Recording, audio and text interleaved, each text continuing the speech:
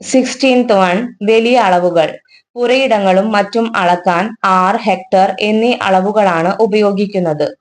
100 ചതുരശ്ര metre is equal to എന്താണ്? 1 are ആണ്. 100 are is equal to 1 hectare. 1 hectare is equal to 100 × 100 ചതുരശ്ര metre is equal to 10,000 ചതുരശ്ര metre. 17th one, ഒന്നിന്റെ സ്ഥാനത്തെ അക്കം 0, 2, 4, 6, 8 ഇവയിൽ ഏതെങ്കിലുമായ എല്ലാ സംഖ്യകളെയും 2 കൊണ്ട് നിശേഷം ഹരിക്കാം.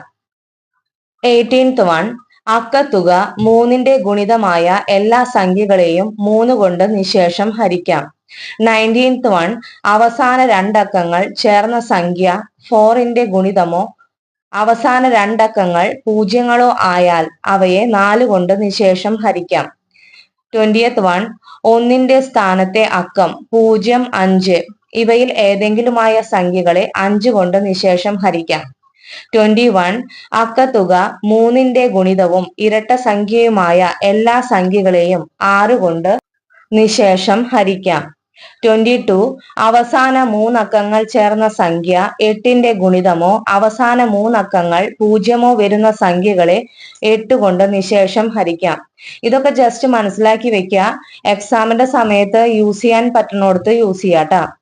23 അക്കത്തുക 9ന്റെ ഗുണിതമായ എല്ലാ സംഖ്യകളെയും 9 കൊണ്ട് നിശേഷം ഹരിക്കാം.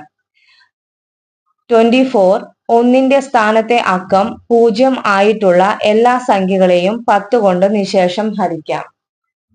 25 ലീസ്റ്റ് കോമൺ മൾട്ടിപ്പിൾ LCM ചെറു പൊതു ഗുണിതം. ഇപ്പൊ 3, 4 സംഖ്യകൾ എടുത്തു കഴിഞ്ഞാല് 3ന്റെ ഗുണിതങ്ങള് ഏതൊക്കെയാ? 3, 6, 9, 12, 15, 18, 21, 24, 27 എക്സെട്ര. ഇനി 4ന്റെ ഗുണിതങ്ങള് 4, 8, 12, 16, 20, 24, 28 എക്സെട്ര.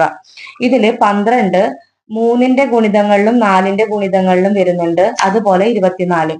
അപ്പൊ 12, 24 എന്നീ സംഖ്യകളെ 3ന്റെയും 4ന്റെയും പൊതു ഗുണിതങ്ങൾ എന്ന് പറയുന്നു. ഇവയിൽ ഏറ്റവും ചെറിയ സംഖ്യ 12 ആണ്. അതിനാൽ 12നെ 3ന്റെയും 4ന്റെയും ചെറു പൊതു ഗുണിതം ലീസ്റ്റ് കോമൺ മൾട്ടിപ്പിൾ LCM എന്ന് പറയുന്നു. 26 വൻ പൊതു ഘടകം ഹയസ്റ്റ് കോമൺ ഫാക്ടർ HCF. ഇപ്പൊ നമ്മൾ 16ഉം 12ഉം എടുക്കാണ്. 16ന്റെ ഘടകങ്ങൾ ഏതൊക്കെയാ? 1, 2, 4, 8, 16. ഇനി 12ന്റെ ഘടകങ്ങള് 1, 2, 3, 4, 6, 12.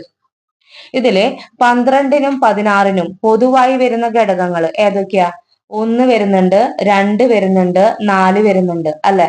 അപ്പൊ 1, 2, 4 ഇവ 12ന്റെയും 16ന്റെയും പൊതു ഘടകങ്ങൾ എന്ന് പറയുന്നു.